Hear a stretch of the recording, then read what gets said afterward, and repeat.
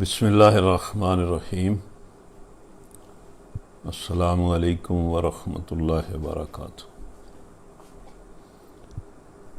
اعوذ باللہ من الشیطان الرجیم، بسم اللہ الرحمن الرحیم۔ الحمد للہ رب العالمین،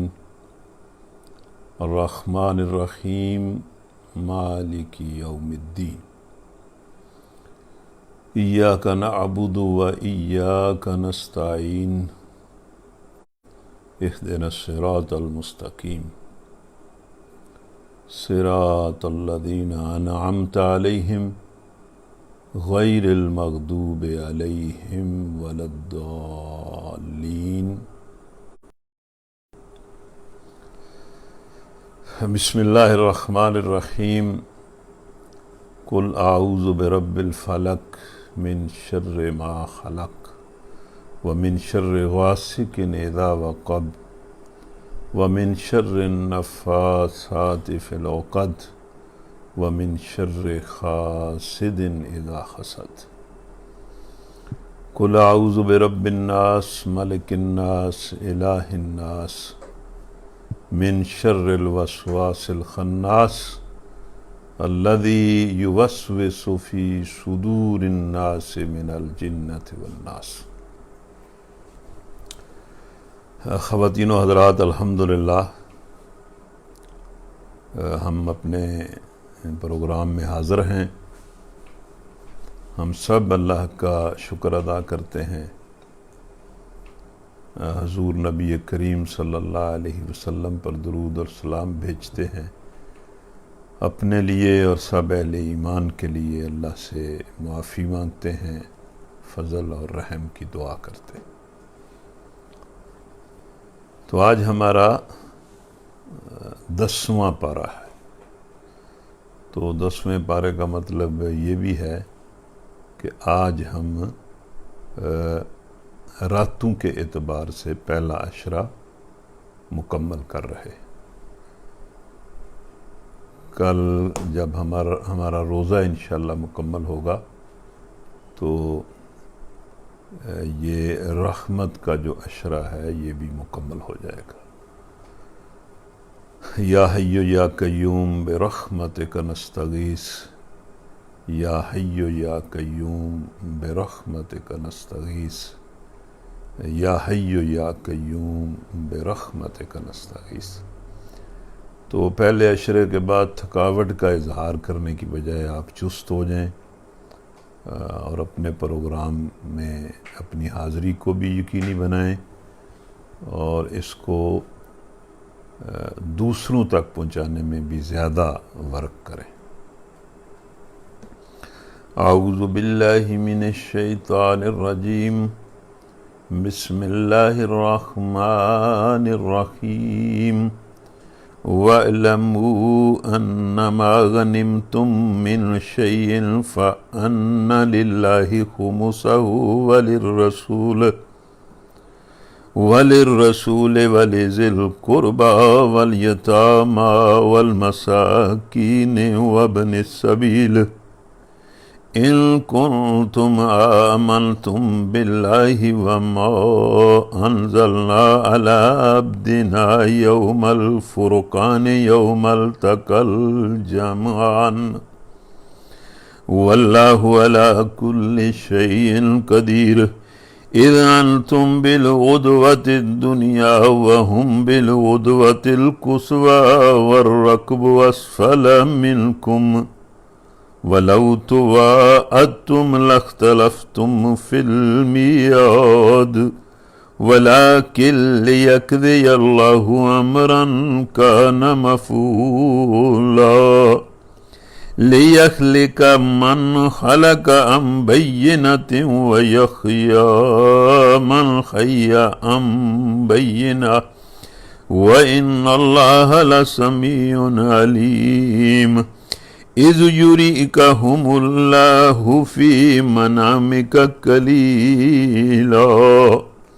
وَلَوْ أَرَاكَهُمْ كَثِيرًا لَفَشِلْتُمْ وَلَتَنَازَعْتُمْ فِي الْأَمْرِ وَلَكِنَّ اللَّهَ سَلَّمَ إنه عليم بذات الصدور وإذ يريكموهم إذ التقيتم في أعينكم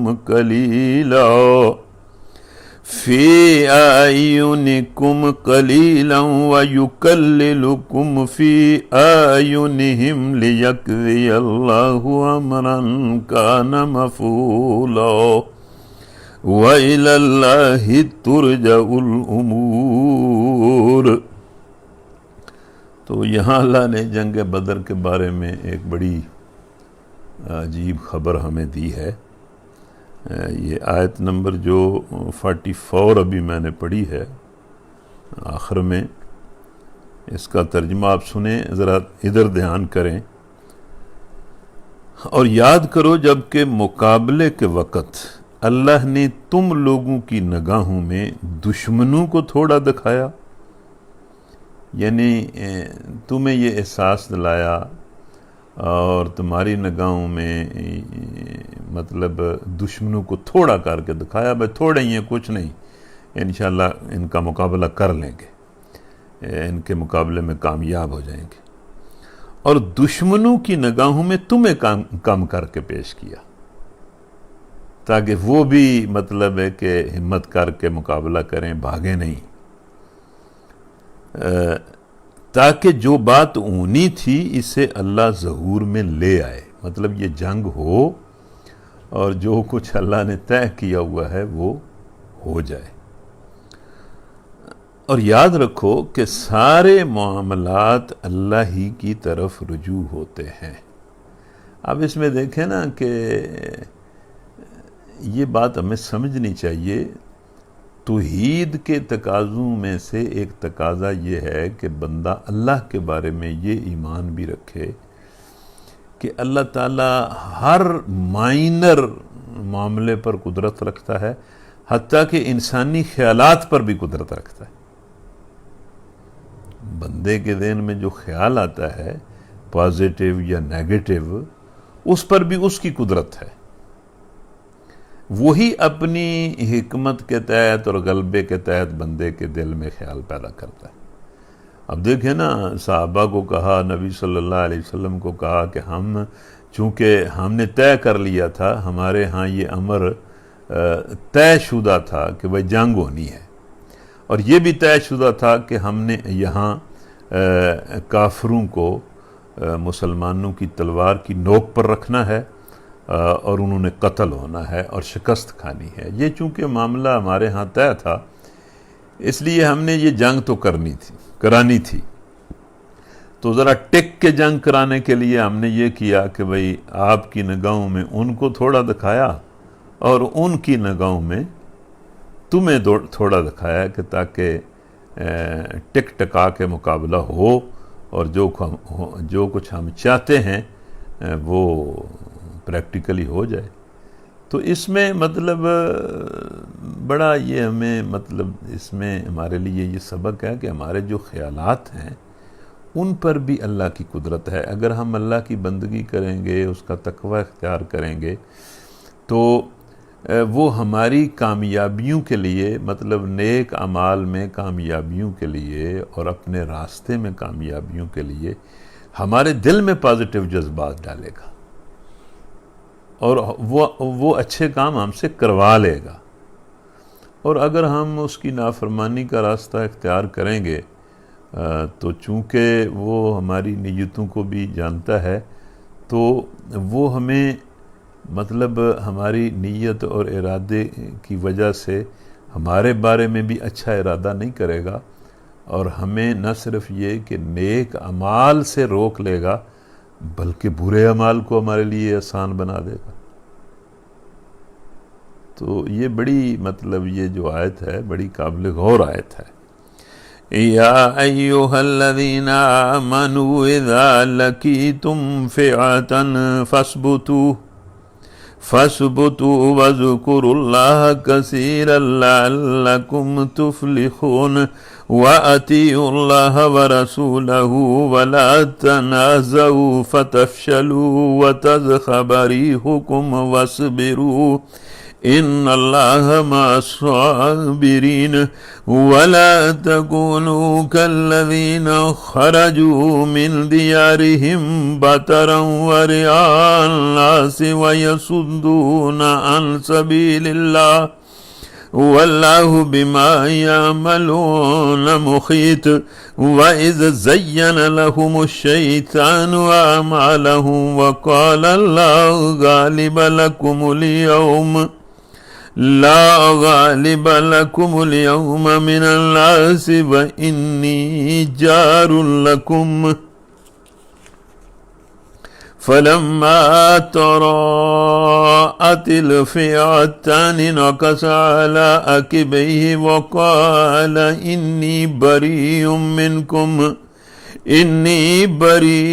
منكم إني أرى ما لا ترون إني أخاف الله والله شديد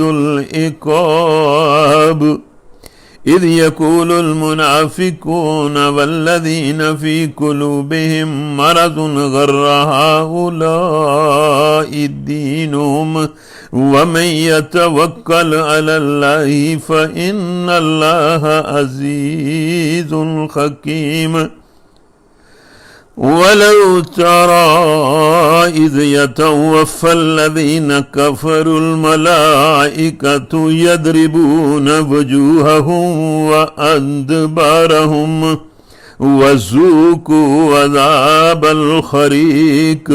ذلك بما قدمت أيديكم وأن الله ليس بالظلام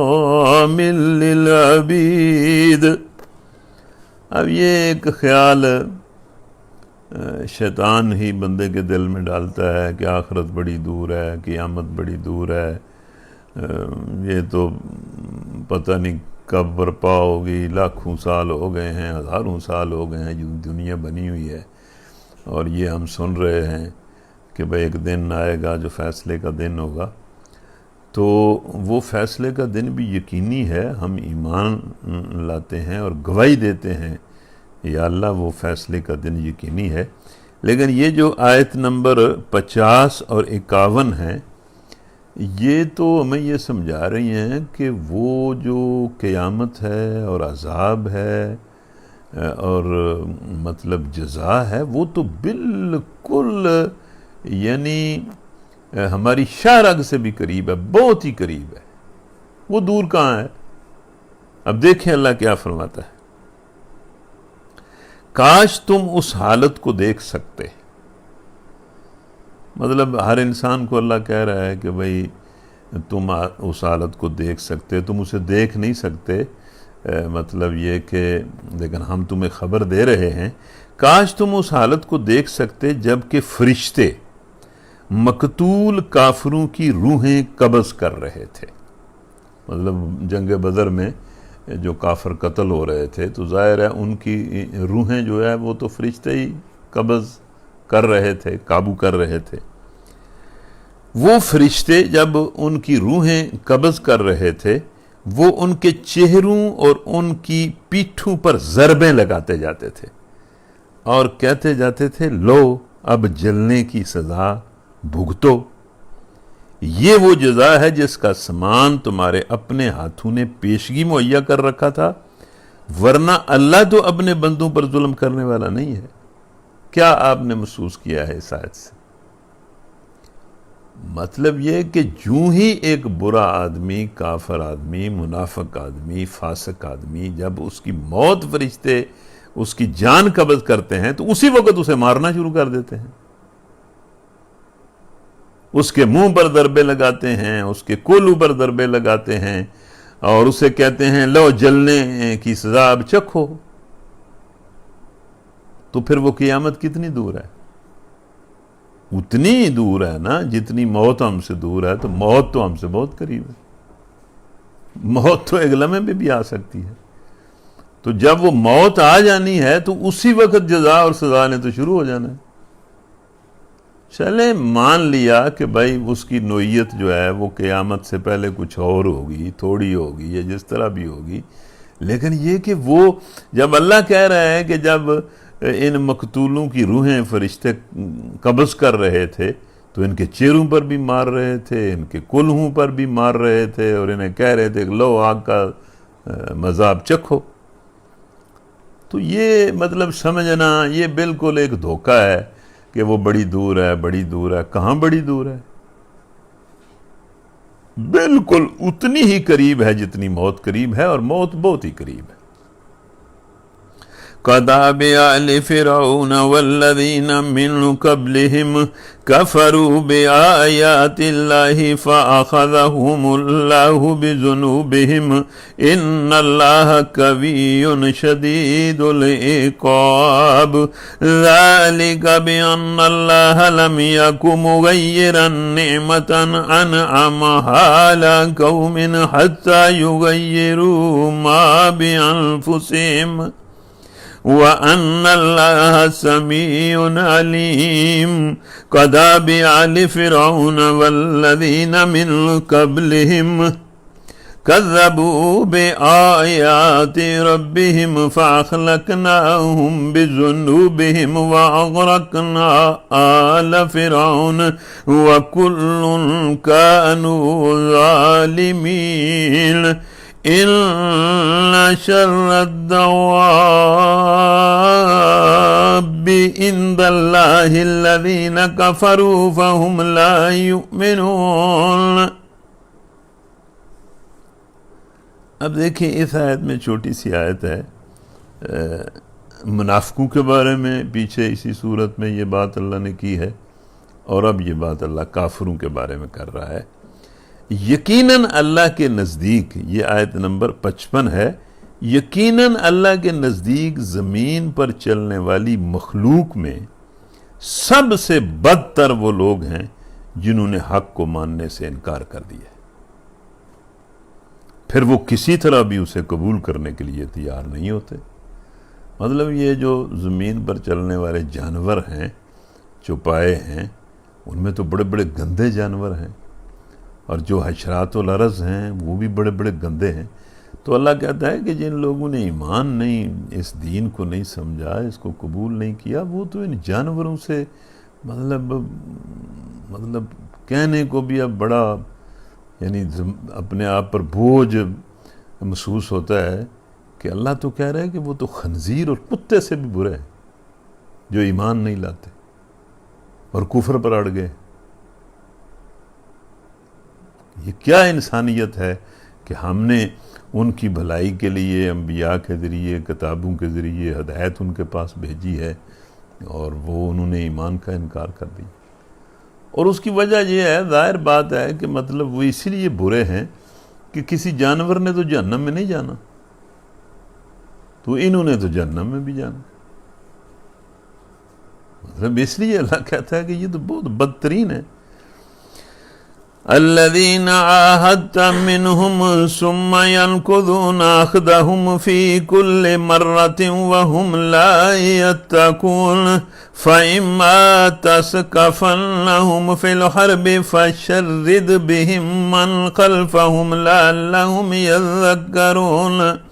وَإِمَّا تَخَافَنَّ مِنْ قَوْمٍ خِيَانَةً فَانبِذْ إِلَيْهِمْ عَلَى سَوَاءٍ إِنَّ اللَّهَ لَا يُحِبُّ الْخَائِنِينَ وَلَا يَحْسَبَنَّ الَّذِينَ كَفَرُوا سَبَقُوا إِنَّهُمْ لَا يُعْجِزُونَ وَأَعِدُّوا لَهُم مَّا اسْتَطَعْتُم مِّن قُوَّةٍ وَمِن رِّبَاطِ الْخَيْلِ تُرْهِبُونَ بِهِ عَدُوَّ اللَّهِ وَعَدُوَّكُمْ وَآخَرِينَ مِن دُونِهِمْ لَا تَعْلَمُونَهُمْ اللَّهُ يَعْلَمُهُمْ وَمَا تُنْفِقُوا مِنْ شَيْءٍ فِي سَبِيلِ اللَّهِ يُوَفَّ إِلَيْكُمْ وَأَنْتُمْ لَا تُظْلَمُونَ۔ اب اس میں ایک آیت ہے جو بڑی معروف ہے، جس کو بڑا بیان کیا جاتا ہے، لیکن افسوس کہ مسلمان صرف اب اس کو بیان ہی کرتے ہیں۔ ظاہر ہے مسلمانوں کی حالت تو اب غلامی کی حالت ہے، ایک طرف بد عملی کی حالت ہے اور دوسری طرف غلامی کی حالت ہے۔ بد عملی بھی بہت ہی پریشان کن ہے، مہلک ہے، اور غلامی اس سے زیادہ مہلک ہے، اور پوری دنیا میں مسلمان غلام ہیں، کہیں بھی آزاد نہیں ہے۔ تو یہ آیت پڑھتے تو ہیں لیکن بس صرف پڑھتے ہی ہیں، یا بس اس کو کسی دیوار پر لکھ دیتے ہیں۔ مطلب اس کی جو سپرٹ ہے اس سے تو مسلمان خالی ہیں۔ یہ آیت نمبر 60 ہے سورہ انفال کی، وَأَعِدُّوا لَهُم مَّا اسْتَطَعْتُم مِّن قُوَّةٍ، اور اہل ایمان کو اللہ کہتا ہے کہ تم لوگ جہاں تک تمہارا بس چلے زیادہ سے زیادہ طاقت اور تیار بندے رہنے والے گھوڑے ان کے مقابلہ کے لیے مہیا رکھو۔ مسلمانوں کو کہتا ہے اپنی طاقت بنا کے رکھو، اپنی فوجیں تیار رکھو، اپنا اسلحہ تیار رکھو، جدید سے جدید اسلحہ بناؤ، طاقتور سے طاقتور فوجیں بناؤ اور ان کا مقابلہ کرو۔ اب یہ پتہ نہیں، مطلب یہ صرف کہیں شاید کوئی لکھ دی گئی ہو آیت تو لکھ دی، ورنہ ہم تو ان آیات کے باوجود اب غلام بنے ہوئے ہیں۔ لیکن میں اس میں ایک بات نوجوانوں سے کرنا چاہتا ہوں، جو امت مسلمہ کے نوجوان ہیں، کہ جب یہ آیت پڑھی جاتی ہے تو عام طور پر نوجوانوں کے ذہن میں بھی، دوسرے لوگوں کے ذہن میں بھی اس سے مراد یہ ہوتا ہے کہ بھئی دشمن کے مقابلے میں، کافروں کے مقابلے میں فوجیں تیار رکھو، اسلحہ تیار رکھو، جہاز تیار رکھو۔ لیکن صرف مطلب اتنا ہی نہیں ہے، میں اس سے بڑھ کر ان نوجوانوں کو کہتا ہوں کہ دشمن کے مقابلے کے لیے تم خود اپنے آپ کو تیار رکھو، اور اپنے اندر دو طاقتیں پیدا کرو۔ ایک تو دین کا فہم حاصل کرو اور اللہ کی بندگی کو اختیار کرو، یہ تمہارے اندر بہت بڑی طاقت پیدا کرے گی۔ اگر یہ نہیں ہوگی تو باقی طاقت کا تو کوئی مطلب ہی نہیں ہے۔ تو میں تو نوجوانوں سے کہتا ہوں کہ نوجوانوں، ایک تو مطلب اپنی جو زندگی ہے اس میں اللہ کی بندگی اختیار کرو، اس کا تقوی اختیار کرو، اور دوسرا اپنی جسمانی صحت کی طرف خیال رکھو، اپنے جسم کو مضبوط بناؤ، طاقتور بناؤ۔ یہ جسم اللہ کی دی ہوئی بہت بڑی نعمت ہے، اس کو سوئے رہنے میں اور اسی طرح سستی میں برباد نہ کرو، اس کو سنبھالو۔ اور تیسرا یہ کہ یہ جو جدید علوم ہیں ان کی طاقت حاصل کرو۔ یہ تین قوتیں اگر نوجوان حاصل کریں گے تو میرا خیال ہے کہ امت مسلمہ کے پاس ایک بہت بڑی طاقت ہے جس کو مین پاور کہتے ہیں۔ نوجوانوں کی ایک بہت بڑی تعداد مسلمانوں کے پاس ہے۔ تو اگر ان نوجوانوں کو اس اسلحے سے لیس کر دیا جائے، ایک دین کے علم سے، ایمان سے اور تقوی سے یہ لیس ہو جائیں، اور دوسرا جسمانی صحت اور طاقت کی اہمیت کو یہ سمجھیں۔ یہ جسمانی طاقت بہت بڑی چیز ہوتی ہے۔ یہ تو تاریخ بتاتی ہے کہ یہ جو بدو اور قبائلی قومیں ہوتی ہیں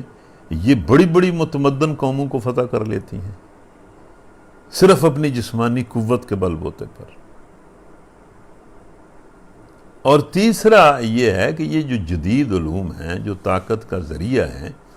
مطلب اس کو حاصل کریں۔ یہ کوئی مطلب چٹی چمڑی والوں کے لیے ہے، یہ جدید علوم جو ہیں یہ مسلمان نوجوان نہیں حاصل کر سکتے۔ اور اس میں نوجوانوں سے یہ بھی کہتا ہوں کہ اس کو محض مطلب تعلیم کو حاصل کرنا جاب کے لیے، تو چلے جاب کی بھی کوئی بات ہو سکتی ہے، لیکن محض جاب کے لیے حاصل نہ کریں، طاقت کے لیے حاصل کریں۔ جاب اورینٹڈ ایجوکیشن جو ہے وہ بھی مطلب کو بہت زیادہ ایجوکیشن کا درست نظریہ نہیں ہے۔ یہ جو جاب ہے اور روزی کمانا ہے یہ کوئی اتنا بڑا مسئلہ نہیں ہے جس کو ہم نے اپنے سروں پر سوار کر لیا ہے۔ اگر بندے کے اندر دین کا فہم ہو، تقوی ہو، اس کے اندر ایک اخلاق اور کردار کی طاقت ہو، پھر اس کا جسم ٹھیک ٹھاک ہو، اور پھر اس کے پاس علم کی جدید علم کی طاقت ہو، تو پھر پیسے کمانے کیا مشکل کام ہے؟ یہ تو کوئی مسئلہ ہی نہیں ہے۔ لیکن ان مال پیسوں کو کمانے کے لیے یہ چیزیں حاصل نہ کریں، بلکہ اللہ تعالیٰ نے انہیں اپنا سپاہی بنایا ہے۔ مطلب ہے کہ سپاہیانہ کردار کے لیے اپنے آپ کو تیار کریں، اور یہ جو تھوڑی سی زندگی ہے اس میں کوئی نمایاں کام کرنے کا عزم کریں۔ ظاہر ہے میری بات جہاں جہاں تک یہ پہنچ رہی ہے اور یہ پہنچے گی، تو میں تو یہ نوجوانوں کو میسج دیتا ہوں کہ وہ دین کا علم حاصل کریں، اپنے اندر ایمان اور تقوی اور صبر کی طاقت پیدا کریں،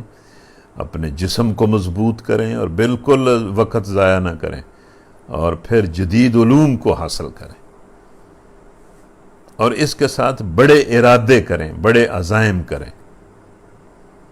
یہ روٹی کپڑے کے لیے جینا، یہ کیا جینا ہے؟ یہ کوئی بات ہے کہ صرف بندے کا بس یہی نظریہ ہو جائے کہ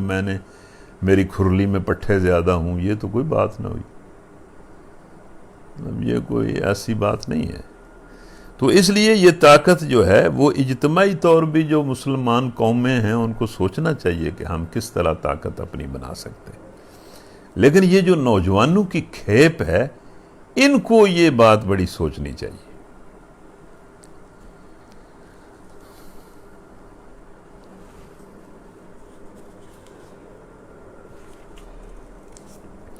وَإِنْ جَنَحُوا لِلسَّلْمِ فَاجْنَحْ لَهَا وَتَوَكَّلْ عَلَى اللَّهِ إِنَّهُ هُوَ السَّمِيعُ الْعَلِيمُ وَإِنْ يُرِيدُوا أَنْ يَخْدَعُوكَ فَإِنَّ حَسْبَكَ اللَّهُ هو الذي أيدك بنصره وبالمؤمنين وألف بين قلوبهم لو أنفقت ما في الأرض جميعا ما ألفت بين قلوبهم ولكن الله ألف بينهم إنه عزيز حكيم۔ یہ جو انسانی گروہ ہوتے ہیں یا انسانی پارٹیاں ہوتی ہیں یا تنظیمیں ہوتی ہیں یا خاندان ہوتے ہیں یا کچھ دوست ہوتے ہیں جو مل کر کام کرتے ہیں، یہ ایک بڑی بہت بڑی نعمت ہوتی ہے کچھ لوگوں کے لیے کہ کچھ لوگ کوئی کام کر رہے ہوں تو وہ آپس کے اندر محبت کریں اور ایک دوسرے کے لیے مخلص ہوں۔ مطلب ہم تو دیکھتے ہیں نا کہ چھوٹے چھوٹے گروہ ہیں لوگوں کے، کاروباری گروہ یا اور مطلب ہے کہ کوئی تنظیمیں بنی ہوئی ہیں، تو ان کے لوگوں کے اندر کوئی آپس کی محبت کوئی نہیں ہے، بلکہ نفاق ہے۔ تو اس طرح تو بات نہیں بنتی۔ کوئی انسانوں کا گروہ ہے، وہ کوئی کام کرنا چاہتا ہے، اگر ان کے اندر باہمی اعتماد نہیں ہے، محبت نہیں ہے، تو اس نے کیا کام کرنا ہے؟ تو یہ جو صحابہ نے بہت بڑا کام دنیا کے اندر کیا، ایک ایسا معجزہ برپا کر دیا جس کی کوئی دوسری مثال نہیں ہے کہ 22-23 سال کے اندر اتنی بڑی تبدیلی، ذہن سے لے کر تخت و تاج کی تبدیلی، تو یہ بہت بڑا کام جو انہوں نے کیا ہے، اس کی طرف اللہ تعالیٰ اشارہ کرتا ہے کہ اے نبی دیکھیں یہ کام ہم نے کیا ہے، کہ یہ جو مکہ کے مسلمان ہیں پھر وہ مدینہ آئے، اور یہ جو مدینہ کے انصار مسلمان ہیں، لو انفقت ما فی الارض جمیعا ما الفت بین قلوبہم ولکن اللہ الف بینہم انہ عزیز حکیم۔ اے نبی، تم روئے زمین کی ساری دولت بھی خرچ کر ڈالتے تو ان لوگوں کے دل نہ جوڑ سکتے تھے، یعنی پیسے سے دل نہیں جڑتے۔ اللہ کہتا ہے مگر وہ اللہ ہے جس نے ان لوگوں کے دل جوڑے، یقیناً وہ بڑا زبردست اور دانا ہے۔ اور یہ ہم نے بھی زندگی گزاری ہے، یہ تجربہ ہے کہ یہ پیسے کے ذریعے کسی کا دل نہیں جیتا جا سکتا، پیسے سے محبت نہیں خریدی جا سکتی۔ محبت اللہ ہی دلوں کے اندر ڈالتا ہے، اور محبت اگر دلوں کے اندر آ جائے اور کچھ لوگ محبت کے ساتھ آپس میں زندگی بسر کریں تو یہ بہت بڑی چیز ہے جو اللہ کی طرف سے ان کو ملتی۔ تو یہ دعا کرنی چاہیے مطلب اللہ سے کہ یا اللہ خالصتاً اپنے لیے مجھے محبت کرنے والا اور محبت کیے جانے والا بنا، کہ میں تیرے ہی لیے دوسروں سے محبت کروں اور دوسرے بھی تیرے لیے میرے ساتھ محبت کریں، مطلب مجھے اس طرح کا انسان بنا۔ یا ایہا النبی حسبک اللہ ومن اتبعک من المؤمنین یا ایہا النبی حرض المؤمنین علی القتال إن يكن منكم 20 صابرون يغلبوا 200 وإن يكن منكم 100 يغلبوا 1000 من الذين كفروا بأنهم قوم لا يفقهون الآن خفف الله عنكم وعلم أن فيكم ضعفا فإن يكن منكم 100 صابرة يغلبوا 200 وإن يكن منكم 1000 يغلبوا 2000 بإذن الله والله مع الصابرين ما كان للنبي أن يكون له أسرى حتى يسخن في الأرض تريدون عرض الدنيا والله يريد الآخرة والله عزيز حكيم لولا كتاب من الله سبق لمسكم فيما أخذتم عذاب عظيم فكلوا مما غنمتم حلالا طيبا واتقوا الله إن الله غفور رحيم يا أيها النبي قل لمن في أيديكم من العسرى إن يعلم الله في قلوبكم خيرا يؤتكم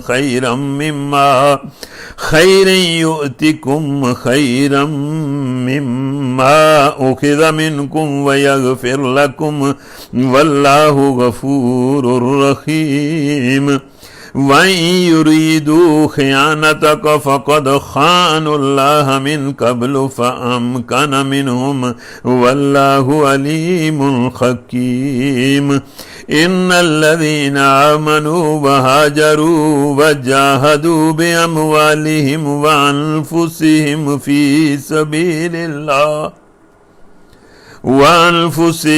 في سبيل الله والذين آووا ونصروا أولئك بعضهم أولياء بعض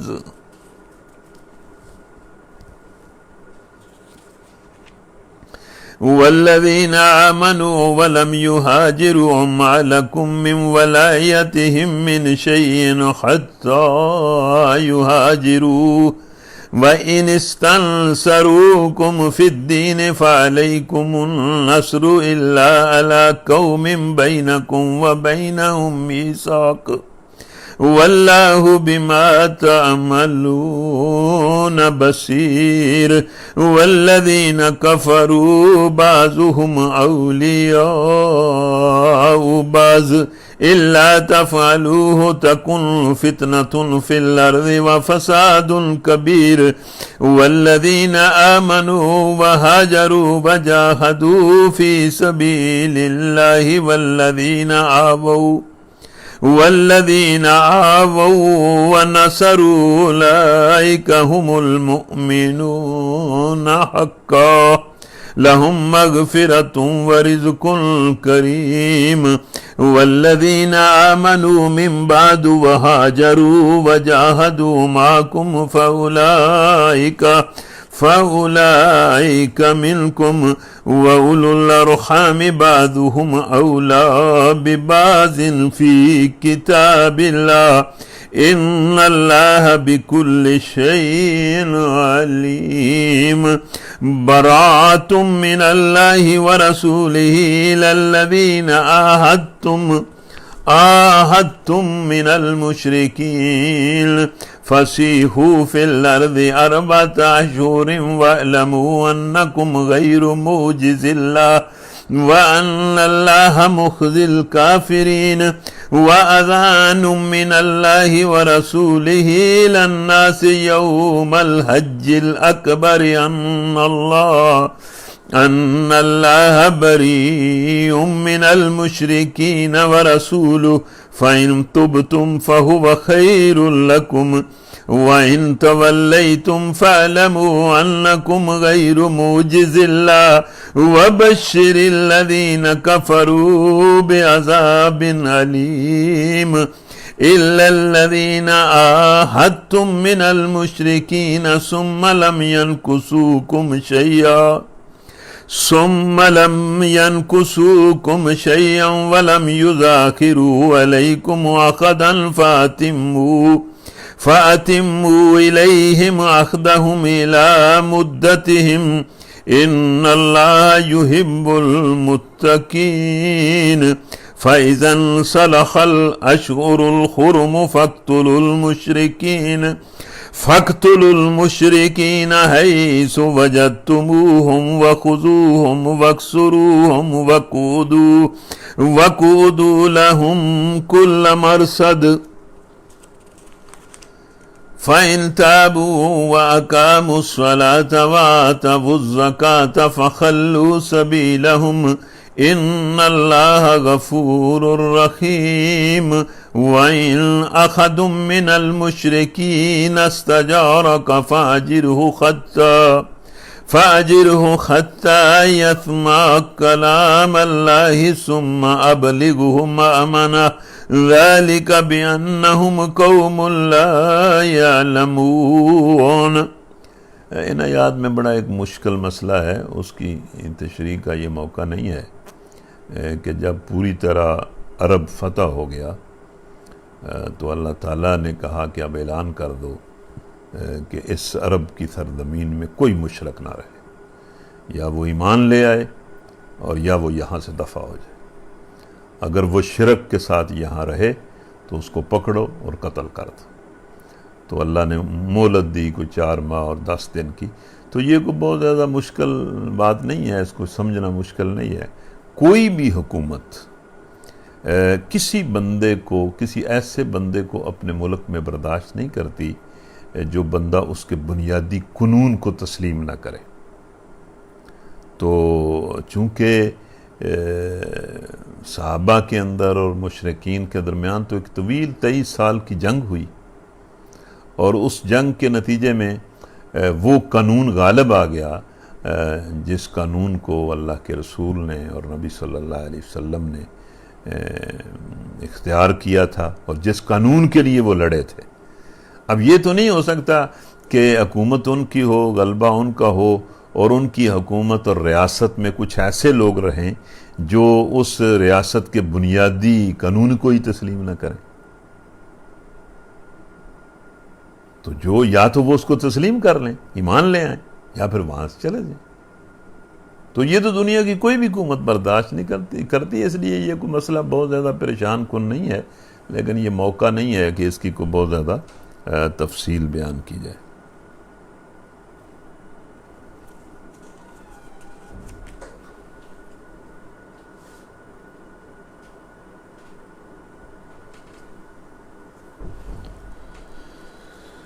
إلا الذين عاهدتم من المشركين ثم لم ينكثوكم شيئا ولم يظاهروا عليكم عهدا فأتموا إليهم عهدهم إلى مدتهم إن الله يحب المتقين فإذا انسلخ الأشهر الحرم فاقتلوا المشركين حيث وجدتموهم وخذوهم واكسروهم وقعدوا لهم كل مرصد فإن تابوا وأقاموا الصلاة وآتوا الزكاة فخلوا سبيلهم إن الله غفور رحيم وإن أحد من المشركين استجارك فأجره حتى يسمع كلام الله ثم أبلغه مأمنه ذلك بأنهم قوم لا يعلمون۔ یہاں بھی ایک بڑی عجیب بات اللہ نے فرمائی ہے. یہ آیت نمبر 6 ہے جس میں اللہ نے کہا اور اگر مشرکین میں سے کوئی شخص پناہ مانگ کر تمہارے پاس آنا چاہے تاکہ اللہ کا کلام سنے تو اسے پناہ دے دو یہاں تک کہ وہ اللہ کا کلام سن لے، پھر اسے اس کے مامن تک پہنچا دو. یہ اس لیے کرنا چاہیے کہ یہ لوگ علم نہیں رکھتے. اب دیکھ رہے ہیں یہ بڑی عجیب بات ہے کہ جنگ ہو رہی ہے، لوگ ایک دوسرے کو قتل کر رہے ہیں. کوئی کافر کہتا ہے کہ بھائی یار ہم تم سے لڑ رہے ہیں، تم ہم سے لڑ رہے ہو، بتاؤ تو صحیح تمہارا کیا دین ہے. میں اس حالت جنگ میں تم سے سمجھنا چاہتا ہوں. تو اللہ کہتا ہے اس کو اپنے پاس لے آؤ اور اسے قرآن سناؤ. اگر مان لے تو ٹھیک ہے، اگر نہ مانے تو جہاں سے وہ آیا تھا وہاں پہنچا دو، اس کو مارو نہیں، واپس اس کو اس کے مامن تک پہنچا دو. یہ اسلام ہے.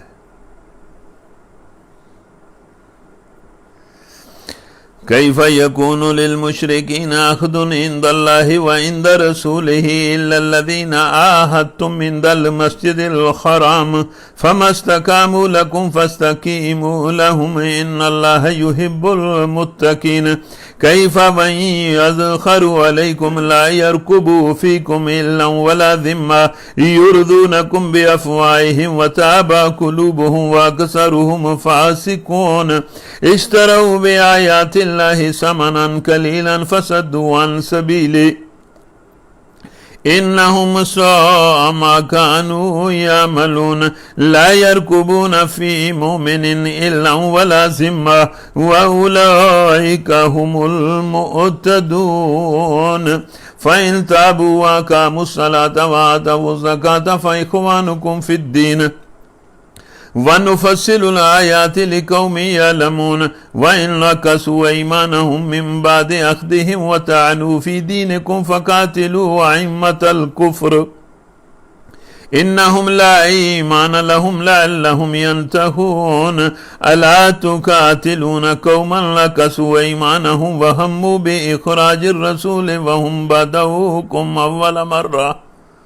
أتخشونهم فالله أحق أن تخشوه إن كنتم مؤمنين. قاتلوهم يعذبهم الله بأيديكم ويخزيهم وينصركم عليهم ويشفي صدور قوم مؤمنين ويذهب غيظ قلوبهم ويتوب الله على من يشاء والله عليم حكيم. أم حسبتم أن تتركوا ولما يعلم الله الذين جاهدوا منكم ولم يتخذوا من دون الله ولا رسوله ولا المؤمنين وليجا والله خبير بما تعملون. ما كان للمشركين أن يعمروا مساجد الله شاهدين على أنفسهم بالكفر أولئك حبطت أعمالهم وفي النار هم خالدون. إنما يعمر مساجد الله من آمن بالله واليوم الآخر وأقام الصلاة وآتى الزكاة ولم يخشى إلا الله فعسى أولئك أن يكونوا من المهتدين. أجعلتم سقاية الحاج وإمارة المسجد الحرام كمن آمن بالله واليوم الآخر وجاهد في سبيل الله لا يستوون عند الله والله لا يهدي القوم الظالمين. الذين آمنوا وهاجروا وجاهدوا في سبيل الله بأموالهم وأنفسهم أعظم درجة عند الله وأولئك هم الفائزون. يبشرهم ربهم برحمة منه ورضوان وجنات لهم فيها نعيم مقيم خالدين فيها أبدا ان اللہ عنده اجر عظیم یا ایھا الذین آمنوا لا تتخذوا آباءکم واخوانکم اولیاء ان استحبوا الکفر علی الایمان ان استحبوا الكفر على الإيمان ومن يتولهم منكم فأولئك هم الظالمون. تو یہ آیت نمبر 23 ہے جس میں اللہ تعالیٰ نے، اب اس کے بعد اگلی آیت بھی ہے اس کو بھی ہم پڑھتے ہیں. ان دو آیتوں میں اللہ تعالیٰ نے مطلب ایمان کی حقیقت بتائی ہے کہ یہ جو ایمان ہے یہ دنیا کی ہر چیز اور ہر رشتے سے زیادہ قیمتی ہے. مطلب اللہ کہہ رہا ہے کہ اگر تمہارا کوئی باپ یا تمہارا کوئی بھائی مطلب ایمان کے مقابلے میں کفر کو ترجیح دے تو پھر تمہارا اس سے کوئی تعلق نہیں ہے، تم اس کے رفیق اور دوست نہیں ہو. ٹھیک ہے کہ تعلق انسانی تعلق رہ جائے گا، باقی وہ تمہارا رشتہ دار ہونے کے باوجود بھی پھر تم اس کے ساتھ مطلب اس طرح تمہاری محبت ٹھیک نہیں ہے. اے لوگو جو ایمان لائے ہو اپنے باپوں اور بھائیوں کو بھی اپنا رفیق نہ بناؤ اگر وہ ایمان پر کفر کو ترجیح دیں. تم میں سے جو ان کو رفیق بنائیں گے وہی ظالم ہوں گے. اس کے بعد یہ مشہور آیت ہے جس کو بڑا پڑھا جاتا ہے، اس کو جہاد کی فضیلت کے طور پر پڑھا جاتا ہے کہ بھئی اس آیت سے پتہ چلتا ہے کہ اللہ کے راستے میں جو جہاد ہے یہ کتنی بڑی چیز ہے اور اللہ کی نگاہ میں اس کی کیا حیثیت اور فضیلت اور مقام ہے. تو آپ اس کو سنیں، یہ بڑی جامع آیت ہے، صرف جہاد کی بات نہیں کرتی اور بھی باتیں کرتی ہے. قُلْ إِن كَانَ آبَاؤُكُمْ وَأَبْنَاؤُكُمْ وَإِخْوَانُكُمْ وَأَزْوَاجُكُمْ وَعَشِيرَتُكُمْ وَأَمْوَالٌ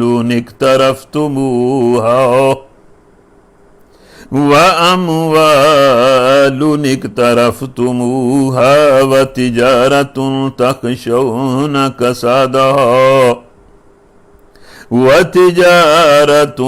تخشون كسادها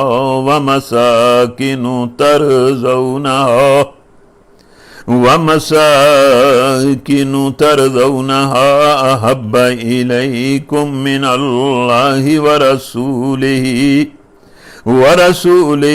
وجهاد في سبيله فتربصوا حتى يأتي الله بأمره والله لا يهدي القوم الفاسقين. بہرحال ہم مسلمان ہیں، ہم ایمان کا دعویٰ کرتے ہیں، ہمیں اس آیت کو سن تو لینا چاہیے نا. اس کے مطابق ہونے کا تو حوصلہ پتہ نہیں کس میں ہوگا یا کس میں نہیں ہوگا، لیکن بہرحال یہ اللہ کی آیت ہے اور اللہ کا فرمان ہے اور اللہ کے قرآن میں موجود ہے، تو ہمیں ہمت کر کے اس کو سن تو لینا چاہیے. اور یہ جو ہمارے بڑے لوگ ہیں جن کے ہاتھوں میں ہماری زندگی کی بھاگ ڈور ہے اور جو ہمیں لے کر چل رہے ہیں، ان کو بھی اس کو سن تو لینا چاہیے. وہ بھی اپنے مسلمان ہونے کا اور مومن ہونے کا دعویٰ کرتے ہیں. تو یہ تو اللہ تعالیٰ نے مطلب سارے اہل ایمان سے یہ کہا ہے، تو اس کے سننے میں کیا حرج ہے. تو آپ جو لوگ جہاں جہاں بیٹھے ہوئے ہیں، مرد ہیں یا عورت ہیں، چھوٹے ہیں یا بڑے ہیں، تو یہ اس آیت کو سنیں. اے نبی صلی اللہ علیہ وسلم ان کے سامنے یہ اعلان کر دو، ان کو کہہ دو، مطلب مسلمانوں کو کہہ دو کہ اگر تمہارے باپ اور تمہارے بیٹے اور تمہارے بھائی اور تمہاری بیویاں اور تمہارے عزیز و اقارب اور تمہارے وہ مال جو تم نے کمائے ہیں اور تمہارے وہ کاروبار جن کے ماند پڑ جانے کا ہر وقت تمہیں خوف لگا رہتا ہے اور تمہارے وہ گھر جو تم کو بڑے پسند ہیں. مطلب کسی چیز کو چھوڑا نہیں, سارے قریبی رشتوں کی بات کی کہ ان کو کہو کہ تمہارے باپ, تمہارے بیٹے, تمہارے بھائی, تمہاری بیویاں, تمہاری برادری, عزیز و اقارب, مطلب یہ سارے قریبی رشتے. پھر کہا کہ تمہارے وہ مال جو تم نے کمائے ہیں بڑی محنت سے, کاروبار کر کے, کوئی عقل دوڑا کے, کوئی مطلب حساب کتاب لا کے تم نے پیسے کمائے ہیں, یا تمہارے وہ کاروبار جن کے بارے میں ہر وقت تمہیں خطرہ رہتا ہے کہ کہیں یہ ڈوب نہ جائے, خراب نہ ہو جائے, گڑبڑ نہ ہو جائے, اور تمہارے وہ گھر جن کے باہر اندر تم نیلے پیلے پتھر لگاتے رہتے ہو اور بڑا ان کو سنبھالتے رہتے ہو اور ان کو بڑا بناتے رہتے ہو, جو تمہیں بڑے پسند ہیں. اگر یہ چیزیں, یہ رشتے اور یہ چیزیں تم کو اللہ اور اس کے رسول اور اس کی راہ میں جہاد سے زیادہ پیارے ہیں, تو پھر انتظار کرو یہاں تک کہ اللہ اپنا فیصلہ لے کر تمہارے سامنے آ جائے. مطلب یہ کہ یہ رشتے بھی اور یہ کاروبار بھی اور یہ گھر بھی اور یہ مال بھی تمہیں اللہ کے حکم سے عزیز نہیں ہونا چاہیے, اللہ کے رسول کے حکم سے عزیز نہیں ہونا چاہیے, اور اللہ کی راہ میں جد و جہد سے عزیز نہیں ہونا چاہیے. اگر یہ عزیز ہیں تو پھر انتظار کرو کہ اللہ اپنا فیصلہ لے کر. یہ لفظ بھی بڑے زبردست ہیں. لفظ یہ ہے کہ حتیٰ یأتی اللہ بامرہ, یہاں تک کہ اللہ خود اپنا فیصلہ لے کر آ جائے.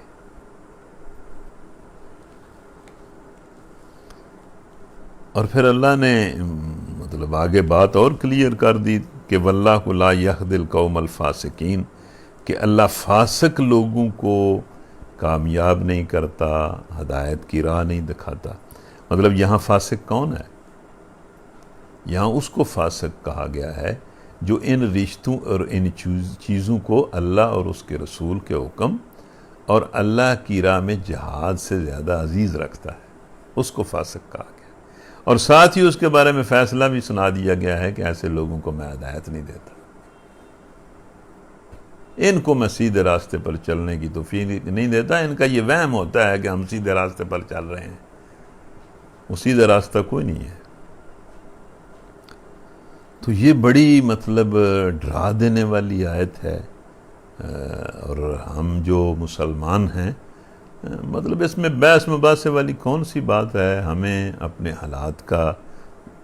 جائزہ لینا چاہیے کہ ہماری یہ زندگی آزمائش کی کس طرح گزر رہی ہے. لَقَدْ نَصَرَكُمُ اللَّهُ فِي مَوَاطِنَ كَثِيرَةٍ وَيَوْمَ حُنَيْنٍ إِذْ أَعْجَبَتْكُمْ كَثْرَتُكُمْ فَلَمْ تُغْنِ عَنْكُمْ شَيْئًا وَضَاقَتْ عَلَيْكُمُ الْأَرْضُ بِمَا رَحُبَتْ ثُمَّ وَلَّيْتُمْ مُدْبِرِينَ ثُمَّ أَنزَلَ اللَّهُ سَكِينَتَهُ عَلَى رَسُولِهِ وَعَلَى الْمُؤْمِنِينَ وَأَنزَلَ جُنُودًا لَّمْ تَرَوْهَا وَعَذَّبَ الَّذِينَ كَفَرُوا وَذَلِكَ جَزَاءُ الْكَافِرِينَ ثُمَّ يَتُوبُ اللَّهُ مِن بَعْدِ ذَلِكَ عَلَى مَن يَشَاءُ وَاللَّهُ غَفُورٌ رَّحِيمٌ. يَا أَيُّهَا الَّذِينَ آمَنُوا إِنَّمَا الْمُشْرِكُونَ نَجَسٌ فَلَا يَقْرَبُوا الْمَسْجِدَ الْحَرَامَ بَعْدَ عَامِهِمْ هَذَا وَإِنْ خِفْتُمْ عَيْلَةً فَسَوْفَ يُغْنِيكُمُ اللَّهُ مِنْ فَضْلِهِ إِنْ شَاءَ إِنَّ اللَّهَ عَلِيمٌ حَكِيمٌ. قَاتِلُوا الَّذِينَ لَا يُؤْمِنُونَ بِاللَّهِ وَلَا بِالْيَوْمِ الْآخِرِ وَلَا يُحَرِّمُونَ مَا حَرَّمَ اللَّهُ وَرَسُولُهُ ما حرم اللہ ورسولہ ولا يدینون دین الحق من الذین اوتوا الکتاب حتی یؤتوا الجزیۃ عن ید وهم صاغرون وقالت الیہود عزیر ابن اللہ وقالت النصارى المسیح ابن اللہ ذلك قولهم بأفواههم يضاهئون قول الذين كفروا من قبل قاتلهم الله أنى يؤفكون اتخذوا أحبارهم ورهبانهم أربابا من دون الله والمسيح ابن مريم وما امروا الا ليعبدوا الها واحدا لا اله الا هو سبحانه عما يشركون يريدون ان يطفئوا نور الله بافواههم ويأبى الله الا ان يتم نوره ولو كره الكافرون هو الذي ارسل رسوله بالهدى ودين الحق ليظهره على الدين كله ولو كره المشركون۔ تو یہ اللہ کا جو دین ہے یہ حق ہے، اور یہ حق کے طور پر انسانوں کے سامنے موجود ہے، اور اللہ کہتا ہے کہ یہ جو میرا نور ہے، اور یہی میرا نور جو ہے وہ انسانی زندگی کے بارے میں فیصلہ کرتا ہے کہ انسان کا مقصد کیا ہے، انسان کے لیے حق کیا ہے اور باطل کیا ہے۔ تو اس نور کو بجھانے کی بڑی کوششیں کی جاتی ہیں، لیکن یہ لوگوں کی پھونکوں سے نہیں بجھتا۔ یہ زندہ و تبندہ نور کے طور پر انسانوں کے سامنے موجود ہے، اور ان کے لیے یہ آزمائش ہے کہ اس نور کے ہوتے ہوئے وہ اس کو قبول کریں یا اس کا انکار کریں۔ اور پھر اس نے یہ بات بھی کلیئر کر دی ہے کہ ہم نے اپنے اس رسول کو ہدایت اور دین حق کے ساتھ اس لیے بھیجا ہے کہ وہ باقی سارے دینوں پر اس دین کو غالب کر دے۔ اس میں بھی کوئی بہت زیادہ لڑائی جھگڑے والی بات نہیں ہے۔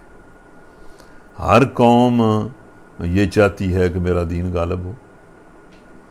مسلمانوں کو اگر اللہ نے کہا ہے تو اس میں کون سی بات ہے؟ مطلب اگر ایک باطل کا قانون ہے، ظلم پر مبنی ہے اور فساد پر مبنی ہے، اور اسے طاقت حاصل ہوتی ہے اور وہ کہتا ہے کہ میری یہ طاقت سب پر غالب ہے، تو جو حق ہے وہ یہ خواہش کیوں نہ کرے کہ میں ساری دنیا میں غالب ہوں؟ یہ ایک نیچرل بات ہے، اس میں کوئی ایسا مسئلہ نہیں ہے۔ اور یہ تو باطل مطلب حق کو باطل پر غالب آنا چاہیے، اور حق کی یہ خواہش ہونی چاہیے کہ بھئی میں باطل پر غالب آؤں۔ مثلا آپ ایک مثال میں آپ کو دیتا ہوں کہ ظلم ہے اور عدل ہے۔ ظلم اگر یہ خواہش کرے کہ میں عدل پر غالب آؤں اور ظلم کروں تو یہ ٹھیک ہے، اور اگر عدل یہ کہے کہ میں ظلم پر غالب آؤں تو یہ غلط ہے۔ یہ کیسا فتویٰ ہے؟ ظلم کی یہ خواہش ہے کہ میں عدل کو مٹا دوں اور میں غالب آ جاؤں، اس کے بارے میں دنیا فتویٰ دیتی ہے کہ یہ ٹھیک ہے، اور اگر عدل یہ کہے کہ میں غالب آؤں اور ظلم کو مٹا دوں تو یہ غلط ہے۔ بس یہ خواہ مخواہ کی باتیں ہیں، اور پست ذہنیت کے مطلب ہے کہ وہ چونکہ ہمارا ذہن بڑا پست ہو گیا ہے، ہمیں اپنے دین پر اس طرح کا اعتماد ہی نہیں رہا، اپنی بات پر اس طرح کا اعتماد نہیں رہا، اس لیے ہم خواہ مخواہ ہر محاذ میں پسپائی اختیار کرتے رہتے ہیں۔ مطلب یہ کہ آپ یہ دیکھیں نا کہ بھئی نبی صلی اللہ علیہ وسلم جو ہیں انہوں نے دین کو غالب کر دیا، تو جن کے مقابلے میں انہوں نے غالب کر دیا وہ نہیں چاہتے تھے کہ ہم غالب ہوں۔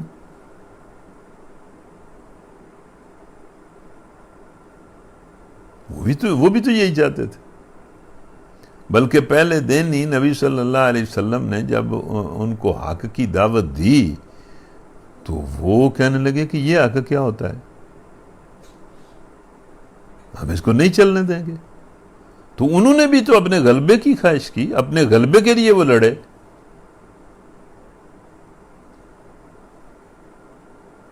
اگر شکست کھا گئے تو لڑائی میں پھر ایک نے شکست تو کھانی ہوتی ہے، اور شکست اسی لیے کھا گئے کہ اللہ تعالیٰ نے یہ واضح طور پر کہا ہے کہ بھئی میں نے اپنے رسول کو ہدایت اور دین حق دے کر بھیجا ہی اس لیے تھا کہ وہ سارے دینوں پر اس کو غالب کر دے، اور جن پر غالب کرنا تھا ان کو تو وہ اچھی بات نہیں لگتی تھی، وَلَوْ كَرِهَ الْمُشْرِكُونَ، خواہ مشرکوں کو یہ بات کتنی ہی ناگوار ہو۔ يا أيها الذين آمنوا إن كثيرا من الأحبار والرهبان ليأكلون أموال الناس بالباطل ويصدون عن سبيل الله والذين يكنزون الذهب والفضة ولا ينفقونها في سبيل الله فبشرهم بعذاب أليم يوم يحمى عليها في نار جهنم فتكوى بها جباههم وجنوبهم وظهورهم هذا ما كنزتم لأنفسكم فذوقوا ما كنتم تكنزون۔ اب یہ بھی دیکھیں کہ بعض چیزوں کو ہم بڑا سمجھتے ہیں کہ بھئی یہ بڑی مفید ہیں، لیکن اللہ ان کے بارے میں کیا کہتا ہے؟ مطلب یہ سارے لوگ آج کل یہی سمجھتے ہیں، ایک دوسرے سے مقابلہ کر رہے ہیں کہ پیسے بناؤ، اکٹھے کرو، جمع کرو، اور مطلب بینک بھرو یا پراپرٹیاں بناؤ۔ لیکن اللہ کہتا ہے کہ جو لوگ دردناک سزا کی خوشخبری دو ان کو جو سونے اور چاندی کو جمع کرتے رہتے ہیں اور انہیں خدا کی راہ میں خرچ نہیں کرتے۔ ایک دن آئے گا کہ اسی سونے اور چاندی پر جہنم کی آگ کو دہکایا جائے گا، اور پھر اسی سے ان لوگوں کی پیشانیوں اور پہلوؤں اور پیٹھوں کو داغا جائے گا۔ مطلب ایک چیز کو ہم بڑا سمجھتے ہیں کہ یہ ہمارے لیے بہت اچھی ہے، اور ہم بڑا ایک دوسرے کے مقابلے میں حسد کرتے رہتے ہیں، یار انہیں بڑا پیسہ کما لیا ہے، بڑا آگاہ نکل گیا، چنگا کاروبار کیتا سو اسی پیچھے رہ گئے ہیں، تو بڑا انہیں تو جوڑ جمع کر لئیے۔ اللہ اس مال کو جمع کرنے کے بارے میں مطلب جگہ جگہ اللہ تعالیٰ نے مال کو جمع کرنے کی مذمت کی ہے۔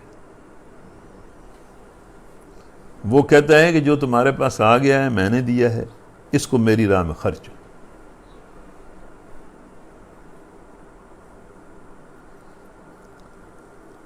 اور پھر جب ان کو اسی خزانے کو گرم کر کے ان کی پیشانیوں، ان کی پیٹھوں اور ان کے پہلوؤں کو داغا جائے گا تو انہیں کہا جائے گا کہ یہ ہے وہ خزانہ جو تم نے اپنے لیے جمع کیا تھا، لو اب اپنی ہی سمیٹی ہوئی دولت کا مزہ چکھو۔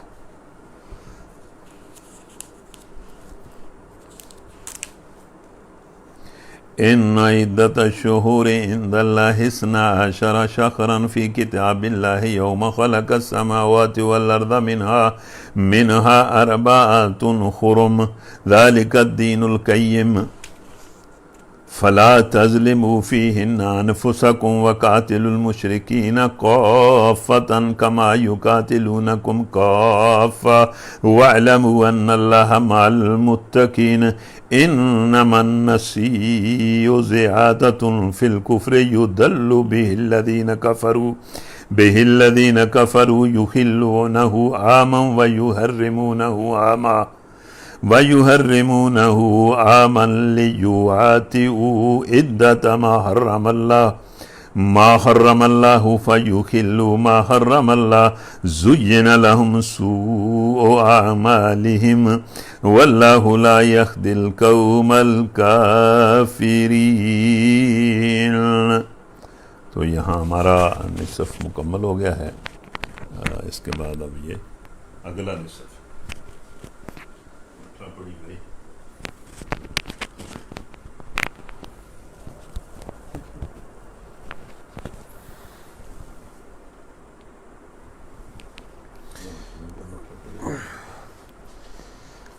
أعوذ بالله من الشيطان الرجيم. بسم الله الرحمن الرحيم. يا أيها الذين آمنوا ما لكم إذا قيل لكم انفروا في سبيل الله اثاقلتم إلى الأرض أرضيتم بالحياة الدنيا من الآخرة فما متاع الحياة الدنيا في الآخرة إلا قليل إلا تنفروا يعذبكم عذابا أليما ويستبدل قوما غيركم ولا تضره شيئا والله على كل شيء قدير. إلا تنصروه فقد نصره الله إذ أخرجه الذين كفروا ثاني اثنين إذ هما في الغار إذ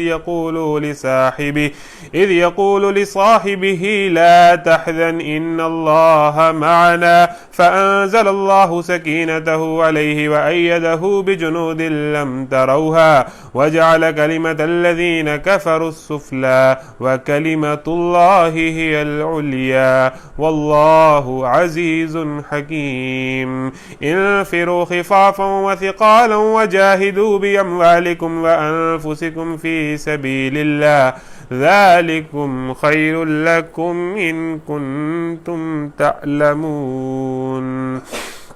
لو كان عرضا قريبا وسفرا قاصدا لاتبعوك ولكن بعدت عليهم الشقة فسيحلفون بالله لو استطعنا لخرجنا معكم يهلكون أنفسهم والله يعلم إنهم لكاذبون. عفى الله عنك لما أذنت لهم حتى يتبينك الذين صدقوا وتعلم الكاذبين. لا يستأذنك الذين يؤمنون بالله واليوم الآخر أن يجاهدوا بأموالهم وأنفسهم والله عليم بالمتقين. إنما يستأذنك الذين لا يؤمنون بالله واليوم الآخر وارتابت قلوبهم فهم في ريبهم يترددون. ولو أرادوا الخروج لأعدوا له عدة ولكن كره الله بعاثهم فثبطهم وقيل اقعدوا مع القاعدين. لو خرجوا فيكم ما زادوكم إلا خبالا ولا أوذعوا خلالكم يبغونكم الفتنة وفيكم سماعون لهم والله عليم بالظالمين.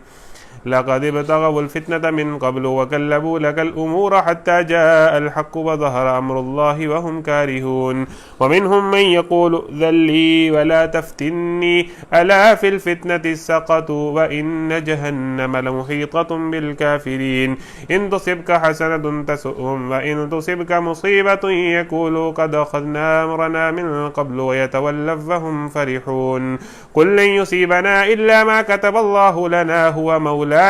وعلى الله فليتوكل المؤمنون. قل هل تربصون بنا إلا إحدى الحسنيين ونحن نتربص بكم أن يصيبكم الله بعذاب من عنده أو بأيدينا فتربصوا إنا معكم متربصون. قل انفقوا طوعا أو كرها لن يتقبل منكم إنكم كنتم قوما فاسقين. وما منعهم أن تقبل منهم نفقاتهم إلا أنهم كفروا بالله وبرسوله ولا يأتون الصلاة إلا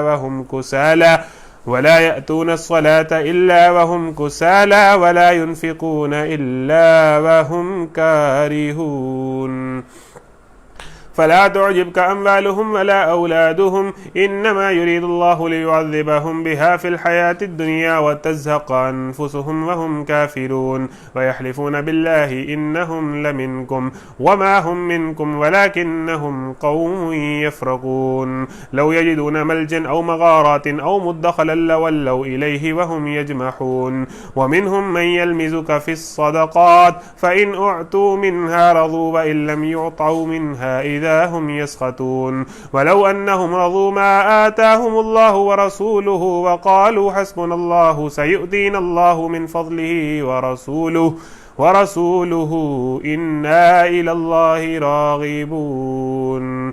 إنما الصدقات للفقراء والمساكين والعاملين عليها والمؤلفة قلوبهم وفي الرقاب والغارمين وفي سبيل الله وابن السبيل فريضة من الله والله عليم حكيم. ومنهم الذي يؤذون النبي ويقولون هو أذن قل أذن خير لكم يؤمن بالله ويؤمن للمؤمنين ورحمة للذين آمنوا منكم والذين يؤذون رسول الله لهم عذاب أليم يحلفون بالله لكم ليرضوكم والله ورسوله أحق أن يرضوه إن كانوا مؤمنين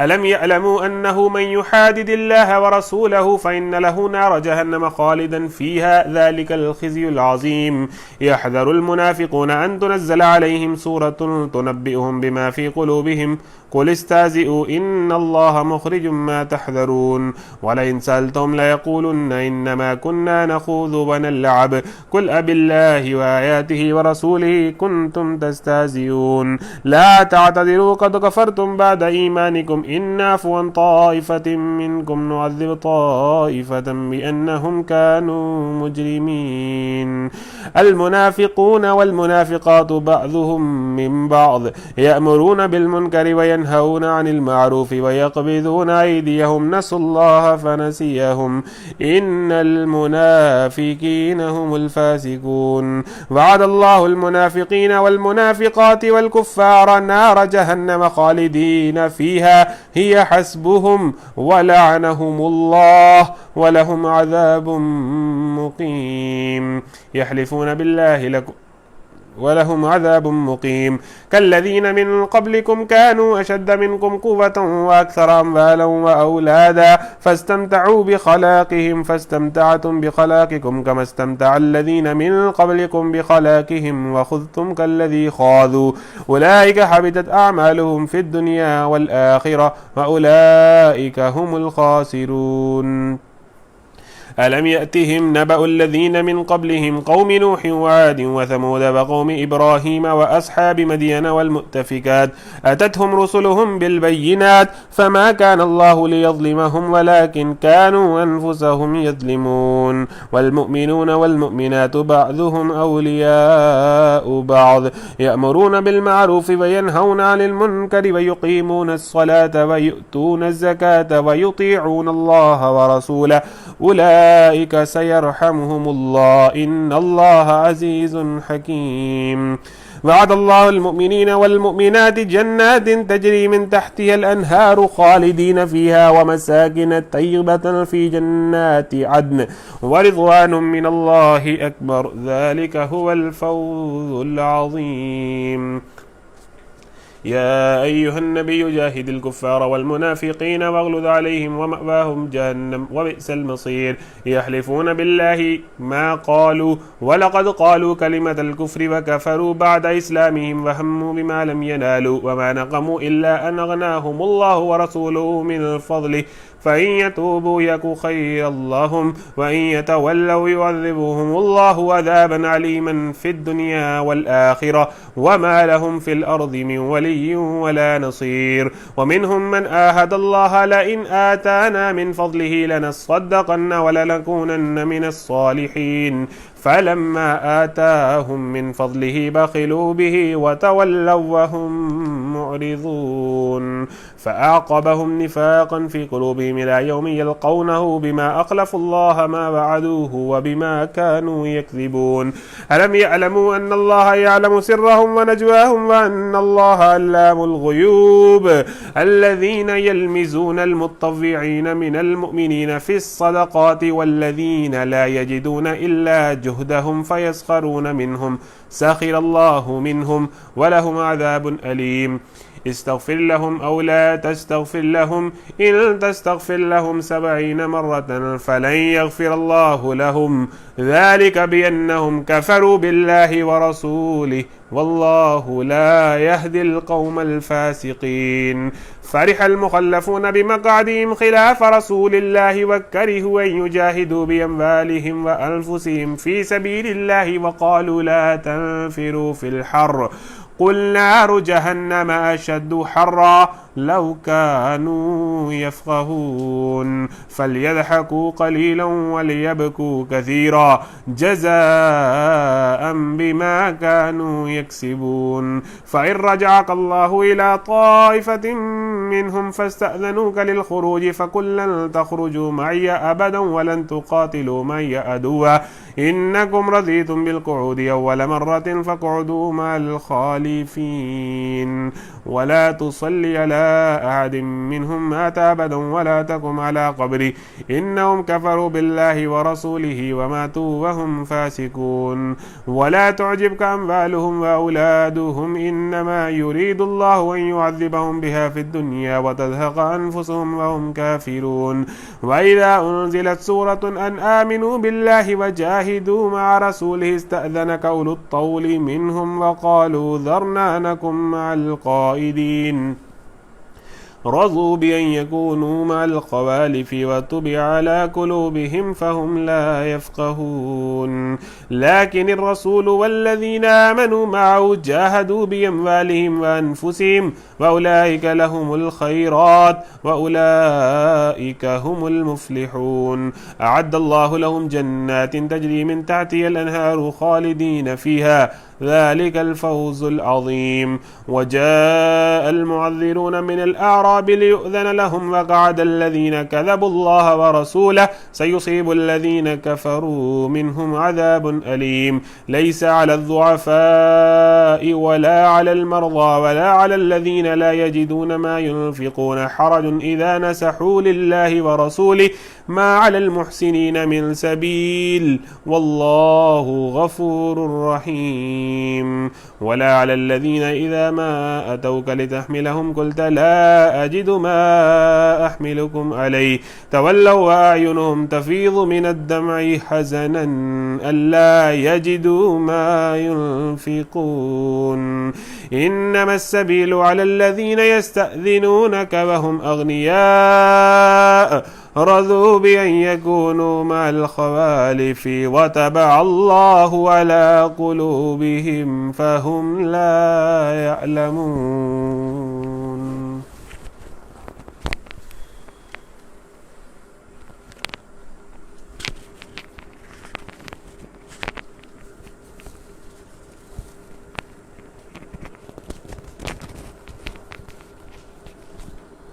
الحمدللہ ثم الحمدللہ لا قوت الا باللہ. اللہ کا شکر ہے کہ آج ہم نے 10ویں پارے کی بھی تلاوت کو مکمل کر لیا ہے. ہم بار بار اللہ کا شکر ادا کرتے ہیں. اللہ تعالی ہمارے اس پروگرام کو بحسن و خوبی مکمل کرے، اس پروگرام کا حق ادا کرنے کی توفیق دے، اور اس کو ہمارے لیے توبہ کا، ہدایت کا، ہماری دعاؤں کی قبولیت کا اور ہمارے لیے برکت کا اس کو ذریعہ بنائے. میرا جی چاہتا ہے اگر آپ جاگ رہے ہیں اور جاگا کریں، میں تو آپ کو بالکل یہ اجازت دیتا ہوں کہ نیند اگر زیادہ آ جائے تو اٹھ کر کوئی چائے بنا کر پی لینے میں کوئی حرج نہیں ہے، کوئی تھوڑی بہت آئس کریم کھا لینے میں بھی کوئی حرج نہیں ہے، اور اگر زیادہ ہی نیند تنگ کرے تو کوئی 2-4 بیٹھکیں نکالنے میں کوئی حرج نہیں ہے. تو ضرور جاگ کر رہا کریں، سنا کریں. تو اگر آپ جاگ رہے ہیں تو ہم یہ چاہتے ہیں کہ ہم یہ جو اگلے 10 دن ہیں اس میں باقاعدہ مہم چلائیں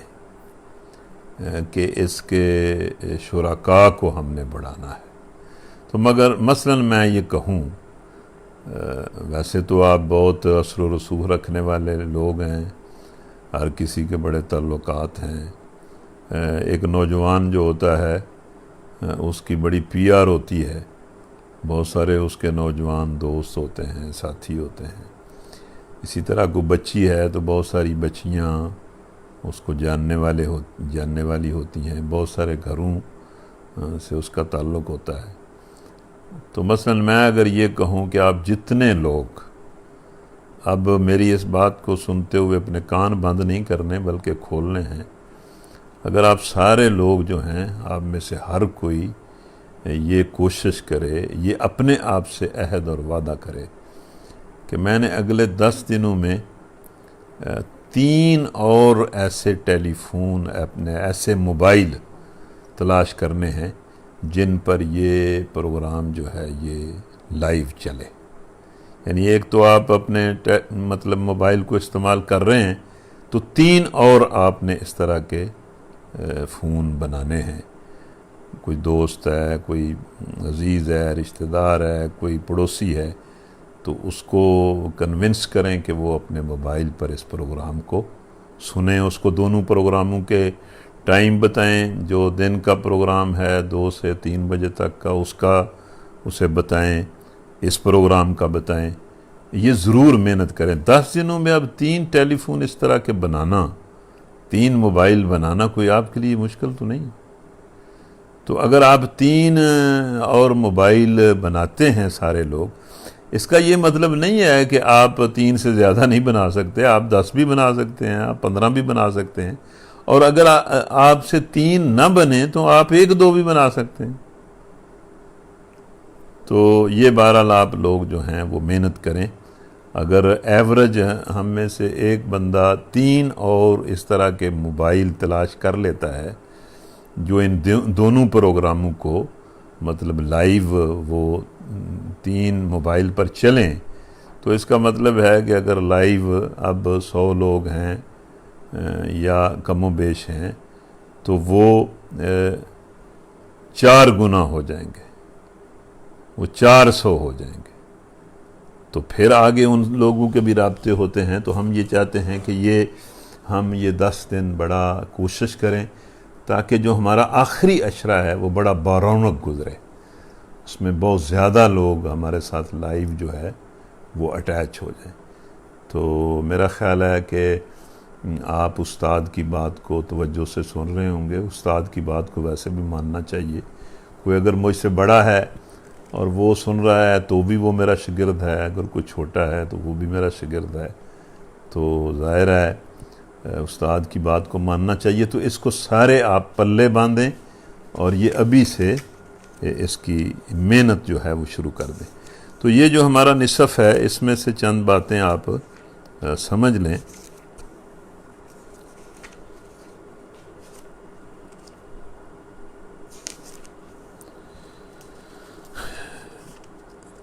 یہ اس میں جہاں سے یہ اس پارے کا نصف شروع ہو رہا ہے، یہ آیت نمبر 28 ہے۔ تو یہ آیات تو ویسے ہی بڑی معروف ہیں، ان پر بڑے درس دیے جاتے ہیں۔ یا ایھا الذین آمنوا ما لکم اذا قیل لکم انفروا فی سبیل اللہ اثاقلتم الی الارض۔ تو یہ جو آیتیں ہیں ان پر تو بڑا درس دیا جاتا ہے۔ یہ جنگ تبوک کے موقع پر نازل ہوئی۔ تو جنگ تبوک جو ہے وہ جنگ ہوئی تو نہیں، لیکن چونکہ بہت بڑی حکومت کے ساتھ جنگ تھی اور اس کی سرحد پر جا کر جنگ کرنی تھی، تو اس لیے بڑا اس جنگ کا پریشر بڑا تھا، اس پر اخراجات بھی بڑے تھے، اور وہ ایک بہت بڑی حکومت سے جنگ تھی، اس کا ڈر بھی بڑا تھا، مطلب یہ کہ پریشر بھی بڑا تھا۔ تو اس جنگ کے موقع پر جو مسلمان تھے جس میں تھوڑا سا بھی نفاق تھا وہ باہر نکل آیا، اور کئی لوگوں نے جو منافق تھے انہوں نے بڑی کمزوری دکھائی، بلکہ بڑی عجیب باتیں کیں۔ لیکن بہرحال مخلص مسلمان تو ہر میدان میں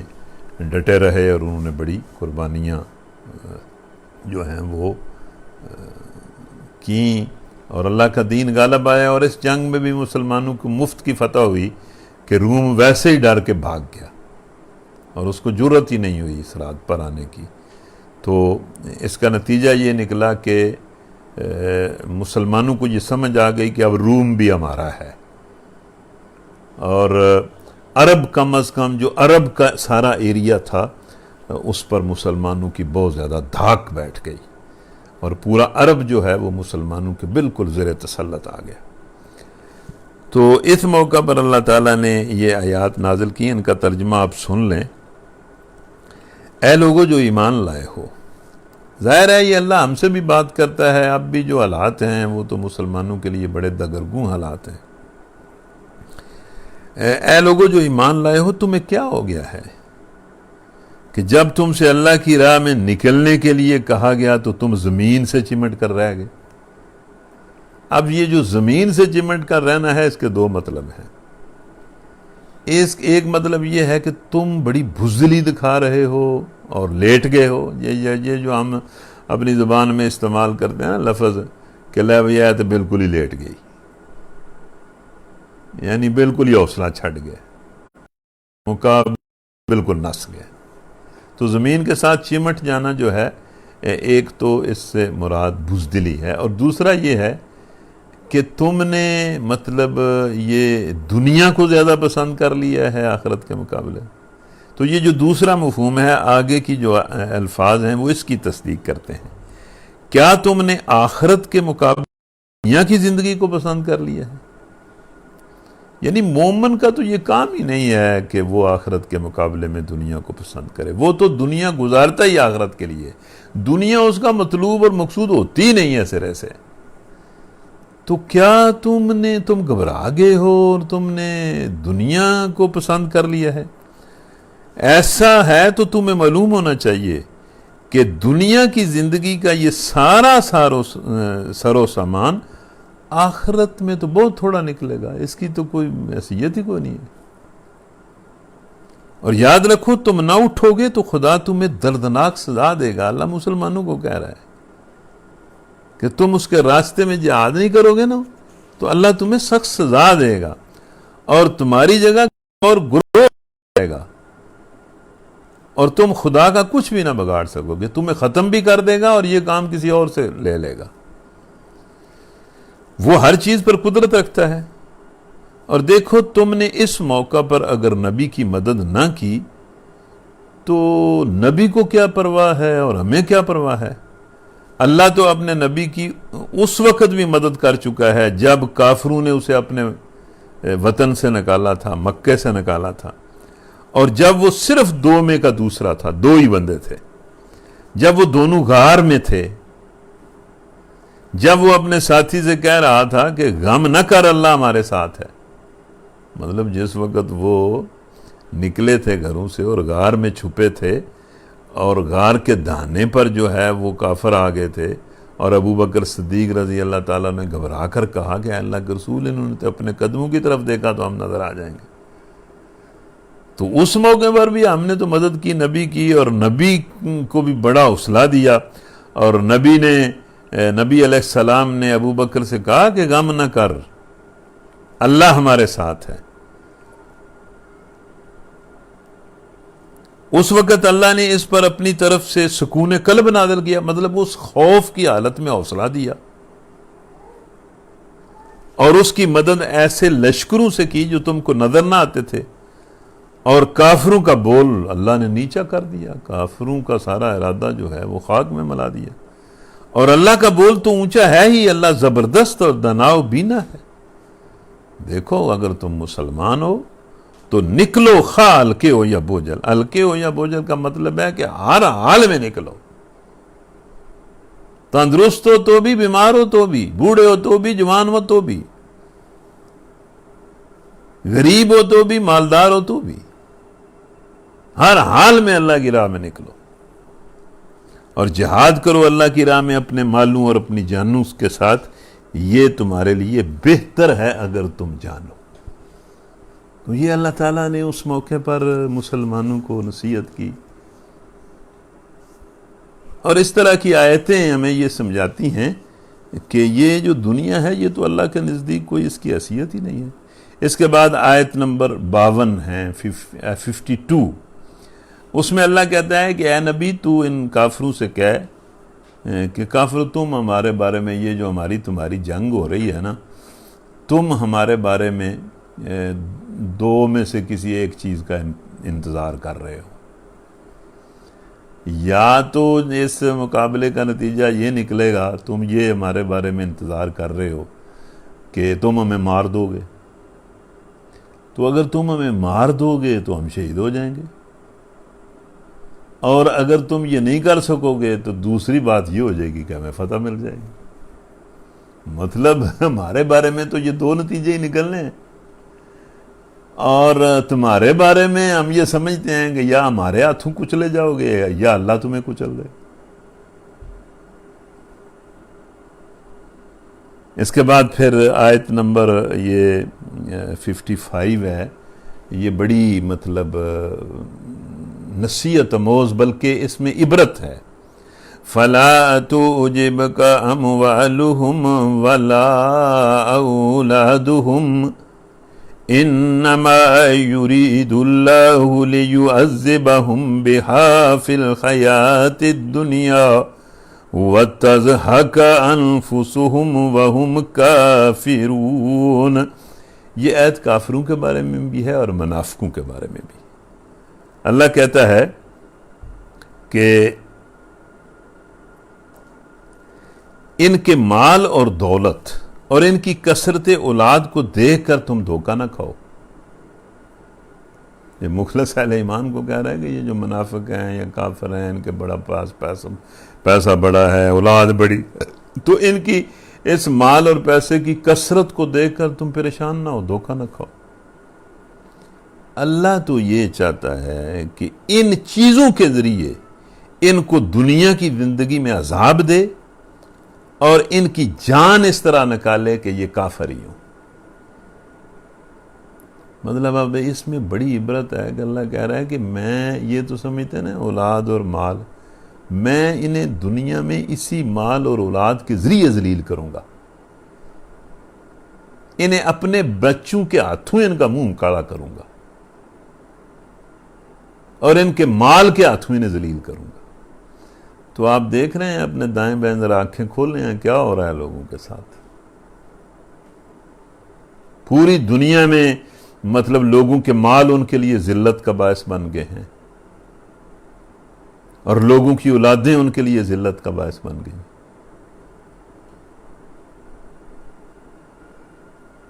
تو یہ محض نظر کا دھوکہ ہے، اس سے بچ کے رہنا چاہیے، یہ کچھ بھی نہیں ہے۔ اصل چیز ایمان ہے اور تقوی ہے اور اللہ کی رحمت ہے۔ جس کے ساتھ اللہ کی رحمت ہوتی ہے اس کو پھر کچھ نہیں ہوتا۔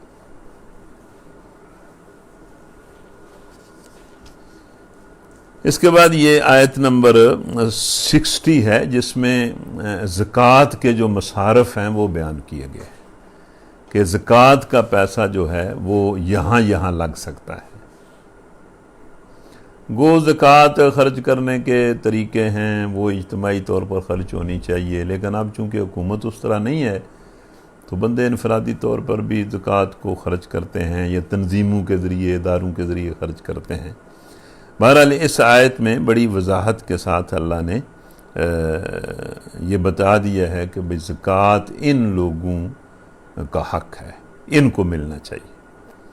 اب آپ اس کی مزید تفصیل پڑھ بھی سکتے ہیں، دوسرے لوگوں سے پوچھ بھی سکتے ہیں، اور زکوٰۃ آپ کی جو ہے وہ ان لوگوں پر لگنی چاہیے۔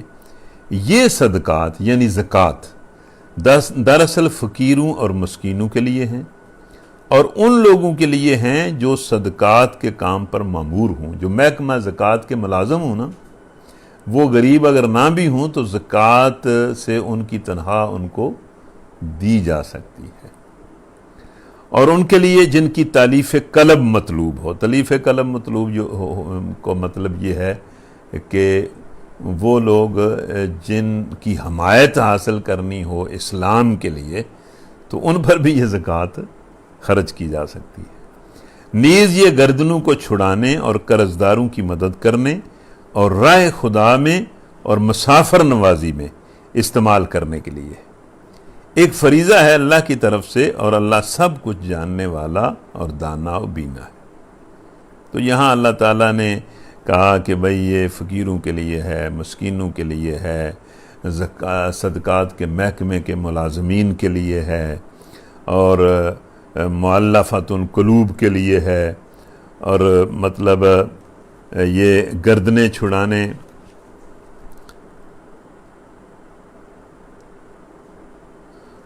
گردنیں چھڑانے کے لیے ہے، لوگوں کو مطلب ان کے قرض ادا کرنے کے لیے ہے، اور رائے خدا میں فی سبیل اللہ کسی کام کے لیے جو اللہ کے دین کے کام ہوتے ہیں ان میں اس زکوٰۃ کے پیسے کو خرچ کیا جا سکتا ہے۔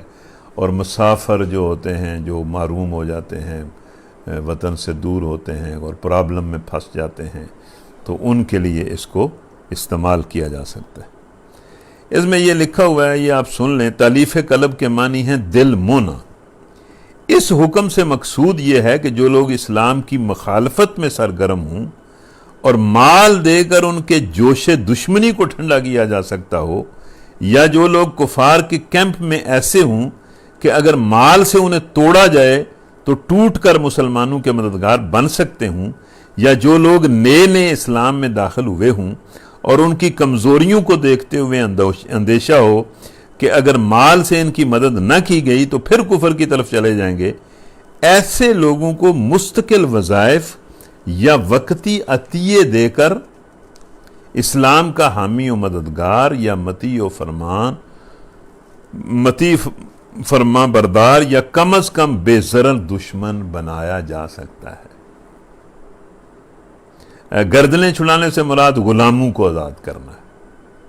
وہ غلام ہے، اس کی آزادی پر آپ زکوٰۃ کا پیسہ خرچ کر سکتے ہیں۔ رائے خدا کا لفظ عام ہے، تمام وہ نیکی کے کام جن میں اللہ کی رضا ہو اس لفظ کے مفہوم میں داخل ہیں۔ علماء کے ایک گروہ نے یہ رائے ظاہر کی ہے کہ اس حکم کی روح سے زکوٰۃ کا مال ہر قسم کے نیک کاموں میں صرف کیا جا سکتا ہے، لیکن بڑی اکثریت اس بات کی قائل ہے کہ یہاں فی سبیل اللہ سے مراد جہاد فی سبیل اللہ ہے، یعنی وہ جد و جہد جس سے مقصود نظام کفر کو مٹانا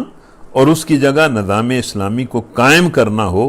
اس جد و جہد میں جو لوگ کام کریں ان کو سفر خرچ کے لیے، سواری کے لیے، آلات اور اسلحے کے لیے اور سر و سامان کی فراہمی کے لیے زکوٰۃ سے مدد دی جا سکتی ہے، خواہ وہ بجائے خود کھاتے پیتے لوگ ہوں اور اپنی ضروریات کے لیے ان کو مدد کی ضرورت نہ ہو۔ لیکن رائے خدا میں اگر وہ کام کر رہے ہیں تو اس میں ان پر یہ پیسہ خرچا جا سکتا ہے۔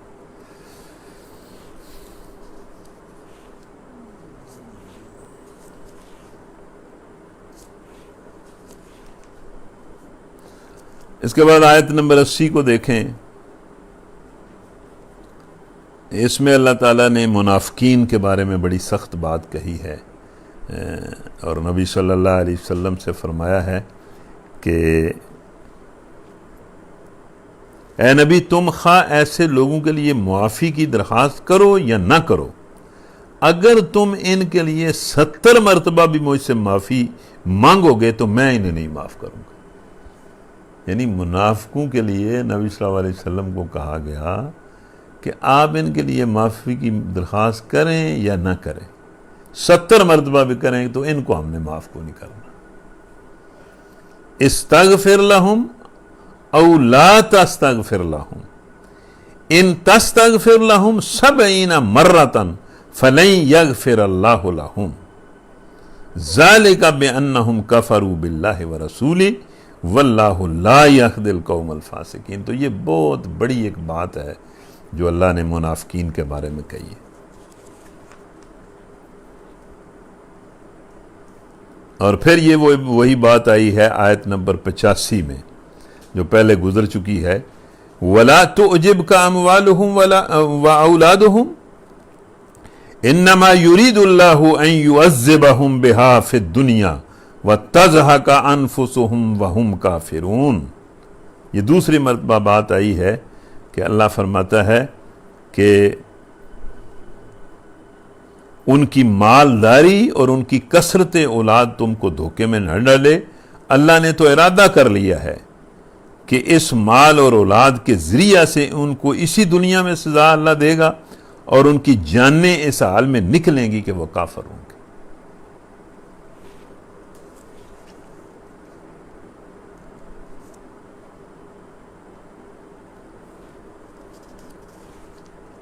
تو یہاں یہ ہمارا 10واں پارہ بھی مکمل ہو رہا ہے، اور آج بھی آپ کو 20 منٹ پہلے چھٹی ہو رہی ہے، میرا خیال ہے اس کا بھی کوئی علاج ہمیں کرنا پڑے گا کہ آپ کو یہ چھٹی 20 منٹ پہلے نہ ہو، 10:30 تک ہم چلیں۔ اس کا علاج مثلاً ایک یہ ہو سکتا ہے کہ ہم پارے کی بجائے سوا پارہ پڑھنا شروع کر دیں، اور یہ اچھی بات ہوگی اگر ہم مطلب 10:30 تک سوا پارہ پڑھ لیا کریں گے تو پھر آخری عشرے میں ہمارے لیے آسانی ہو جائے گی۔ اور مطلب ہم ایک ارادہ یہ بھی کر سکتے ہیں کہ 27ویں شب کو ہی اس پروگرام کو مکمل کر دیں، اور ایک یہ بھی ارادہ کر سکتے ہیں کہ 27ویں شب کو بھی کوئی 2-2.5 گھنٹے کی ایک بہت اچھی کانفرنس کریں، بہت سے لوگ اس میں شریک ہوں، اللہ سے دعا بھی کریں، اور مثلاً آدھے پارے کو ذرا ڈیٹیل کے ساتھ اس کو سمجھیں، مطلب اچھا درس اس پر ہو۔ اور پھر ہم یہ بھی کر سکتے ہیں کہ اسی دن مکمل کر دیں سارے پروگرام کو، یا ہم جو آخری رات رمضان کی ہوتی ہے اس کے بارے میں نبی صلی اللہ علیہ وسلم نے فرمایا کہ وہ بہت ہی بابرکت رات ہے،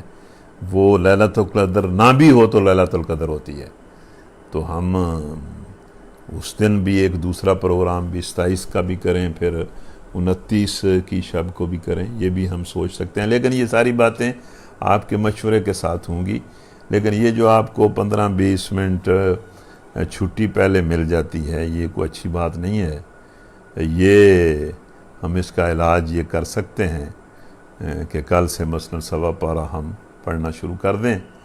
اور یہ ہمارا بہت اچھا طریقہ ہے۔ میرا خیال ہے کہ ہم تلاوت، ایک تو تلاوت کرنا اور سننا بڑا باعث برکت ہے، اور دوسرا اس میں سے ظاہر ہے جو باتیں ہم سن لیتے ہیں یہ بہت کافی ہیں ہمارے لیے، ہم اس سے زیادہ تو ہضم ہی نہیں کر سکتے۔ مطلب یہ جو باتیں ہم سن لیتے ہیں یہ ذرا مطلب اچھے انداز سے سن لیتے ہیں، کوئی ان کا فہم ہمیں آ جاتا ہے کہ یہ کس طرح کی بات ہے۔ اگر ہم صرف ترجمہ وہ پڑھتے جائیں مطلب ایک تو وہ تو بالکل اس سے آپ اکتا جائیں گے اور کسی بات کی اس طرح سمجھ بھی نہیں آئے گی۔ تو بہرحال قرآن مجید کو پڑھنے پڑھانے کے بہت سارے طریقے ہو سکتے ہیں، یہ جو طریقہ ہم نے اختیار کیا ہے یہ بھی ایک طریقہ ہے۔ تو بہرحال یہ جو میں نے آپ کو ہوم ورک دیا ہے یہ اب آپ نے کرنا ہے کہ ہر بندہ کوشش کرے کہ وہ 3 اور موبائل تلاش کرے جو ہمارے پروگرام کے ساتھ لائیو اٹیچ ہو جائیں۔ تو یہ آپ محنت کریں گے تو اللہ تعالیٰ آپ کی مدد کرے گا۔ الحمدللہ رب العالمین، والصلاة والسلام علی رسول الکریم وعلی آلہ وصحبہ اجمعین۔ اللہم انکا عفو تحب العفو فاعف عنا یا عفو کریم، آمین۔ اللہم انکا عفو تحب العفو فاعف عنا یا عفو کریم، آمین۔ اللہم انکا عفو تحب العفو فاعف عنا یا عفو کریم، آمین۔ ربنا آتنا فی الدنیا حسنہ وفی الآخرۃ حسنہ وقنا عذاب النار، آمین۔ یا اللہ مجھ سمیت جتنے لوگ اس دعا میں شریک ہیں، یا اللہ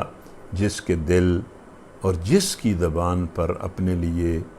اپنے گھر والوں کے لیے، اپنے بچوں کے لیے، اپنے عزیز و اقارب کے لیے جو جائز دعا ہے اس کی دعا کو قبول فرما۔ یا اللہ